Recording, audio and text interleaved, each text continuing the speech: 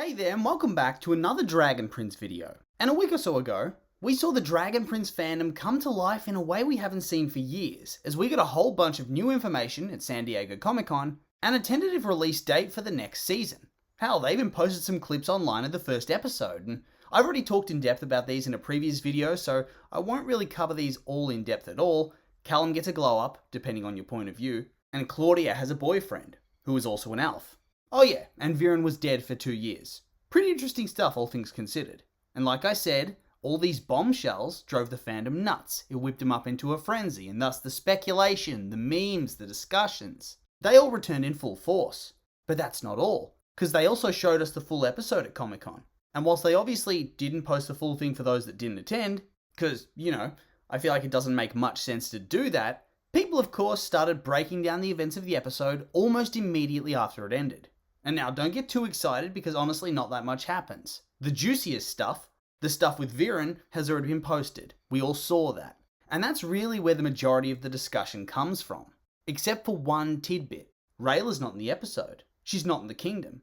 And she hasn't been for 2 years. Because, thankfully they did give us that much needed time skip. And she's cut off contact with everybody. She's apparently off doing her own thing, much to Callum's dismay. And he even has a little cry about it after a surprise birthday party, and he needs to be comforted by his brother. The king. Imagine that. The king has to comfort his brother who's crying about being ghosted 2 years ago. Time to move on, mate. But anyway, speaking of moving on, let's do that ourselves. Rayla's seemingly abandoned ship right after cementing her relationship with Callum and getting their happy ending. And so, that was the question a lot of people were asking. Where the hell's Rayla? What's going on? Did I miss an episode or something? Huh? And so, we must dig deeper into the extended lore in order to find the answers that we seek. And what do you know? On October 6, 2020, there was a graphic novel released called Through the Moon that explains all this and more. Now, Through the Moon is designed to bridge the gap between Book 3 and Book 4, and we'll talk more on that later. But first, let's just briefly outline what actually happens in regards to Rayla's character during the events of this story. So we start off with what you'd expect the characters' lives to look like after the ending of Book 3. Our heroes are happy and safe within the kingdom of Catullus, Ezran's once again king, Callum's doing his mage thing, and Rayla's along for the ride. Until she starts having spirit dreams and flashbacks that hint that Viren might still be alive, and start to make her ponder those unanswered questions. What the hell happened to her foster dad? What happened to her parents? Are they dead? Are they out there somewhere?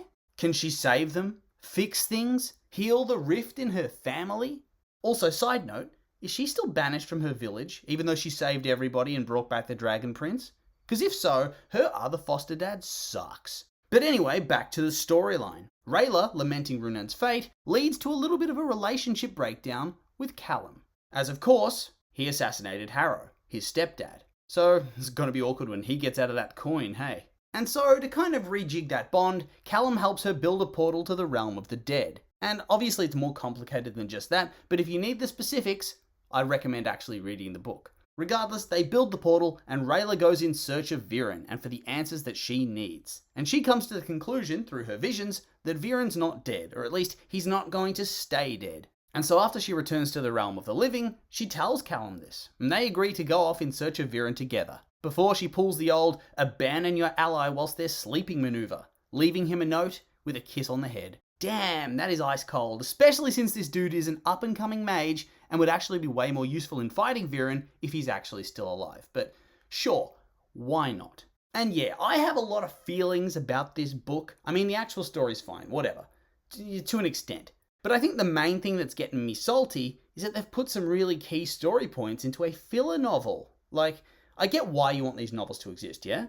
They earn money, they expand the world, I get it. But putting such a plot-relevant story point within a novel seems like a bit much. Just from a storytelling perspective, it doesn't make much sense. The reality of the situation is, although this is canon and it ties into the show, the majority of the audience is never going to read this. That's just the truth. And so now you have a bunch of people coming into the season with no idea that this has taken place, and this breeds confusion. After all, the last time you saw the characters, it ended on a happy and hopeful note, with the humans and the elves coming together to celebrate their victory. But then off screen, Callum seemingly gets dumped and ghosted. It's just a bit of a baffling head scratcher of a decision.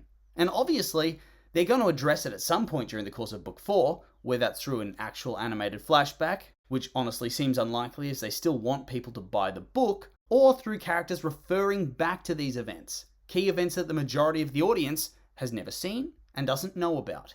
And so instead of integrating the story into book 4 itself and treating it like a prologue that lasts, 1 or 2 episodes, that seems fair, you hide away a key event inside the book, and thus it bogs down the overall story of book 4. It's just going to serve to have too many people confused. But hey, maybe they will manage to pull it off perfectly. I just have a lot of concerns, and it pisses me off. I really hate when they do this kind of thing.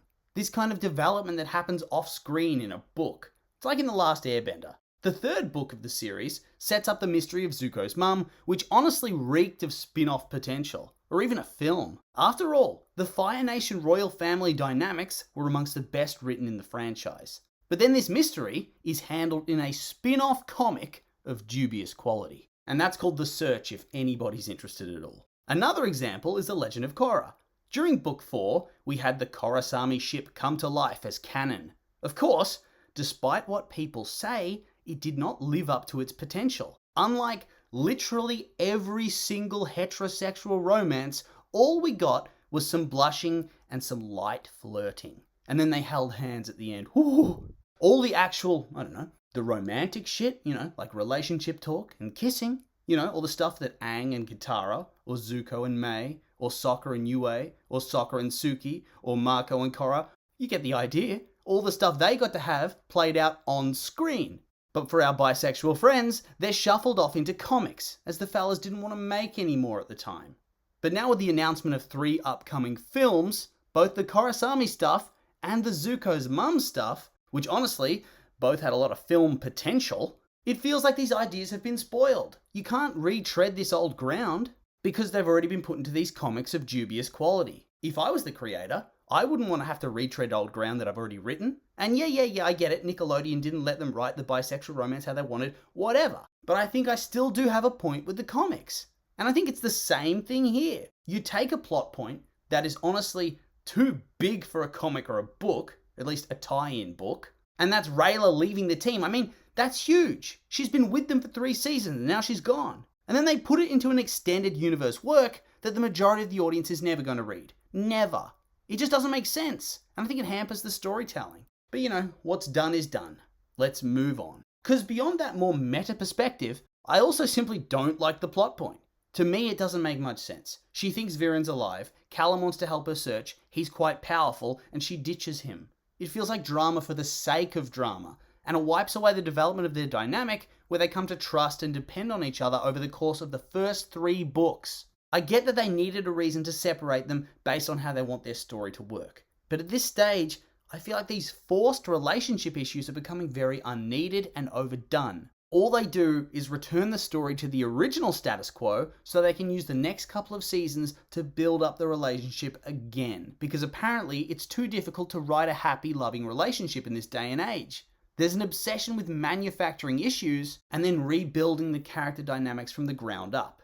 And honestly, I'm getting tired of it. It takes away time from other character arcs and potential story points. And it's just ridiculously frustrating. But yeah, that's pretty much all there is on the matter of what happened to Rayla in the time skip between book 3 and book 4. And I will remind you that these are just my opinions. And now I'd like to hear yours. What did you think of this plot development? What do you think of Through the Moon if you've read it? You like it? Hate it? Somewhere in between? Do you think my thoughts are valid or maybe not? I'm curious for your thoughts, so make sure to like, comment, and subscribe and let me know.